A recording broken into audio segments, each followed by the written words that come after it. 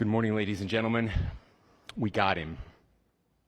On the evening of September 11th, a family member of Tyler Robinson reached out to a family friend who contacted the Washington County Sheriff's Office with information that Robinson had confessed to them or implied that he had committed the incident.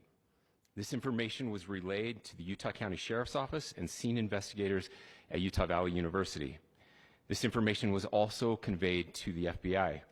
Investigators reviewed additional video footage from UVU surveillance and identified Robinson arriving on UVU campus in a gray Dodge Challenger at approximately 8:29 a.m.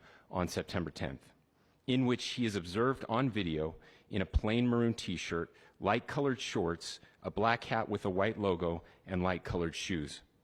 When encountered in person by investigators in Washington County on September 12th, in the early morning hours, Robinson was observed in consistent clothing with those surveillance images. Investigators interviewed a family member of Robinson who stated that Robinson had become more political in recent years. The family member referenced a recent incident in which Robinson came to dinner prior to September 10th, and in the conversation with another family member, Robinson mentioned Charlie Kirk was coming to UVU. They talked about why they didn't like him and the viewpoints that he had. The family member also stated Kirk was full of hate and spreading hate. The family member also confirmed Robinson had a gray Dodge Challenger. Investigators identified an individual as the roommate of Robinson.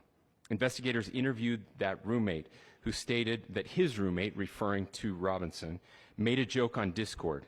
Investigators asked if he would show them the messages on Discord.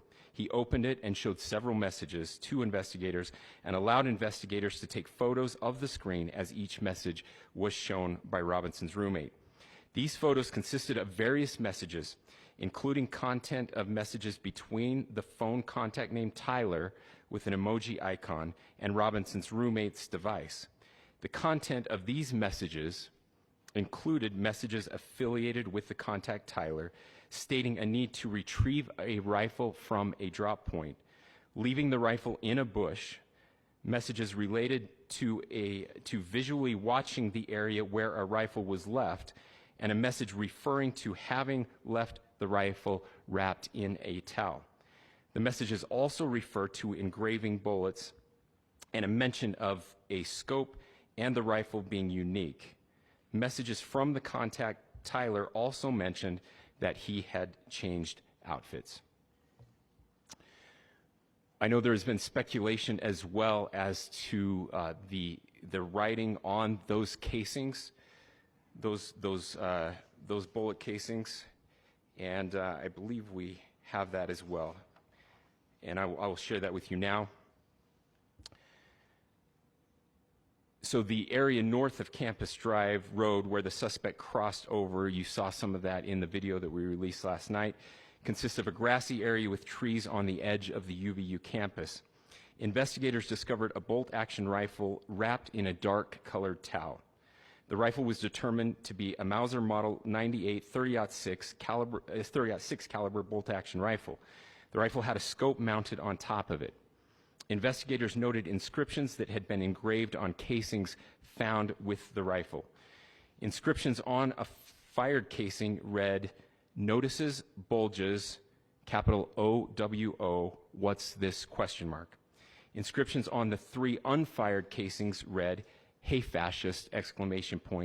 Catch! ! Up arrow symbol, right arrow, and symbol, and 3 down arrow symbols. A second unfired casing read, "Oh Bella Chow, Bella Chow, Bella Chow, Chow Chow," and a third unfired casing read, "If you read this, you are gay, LMAO."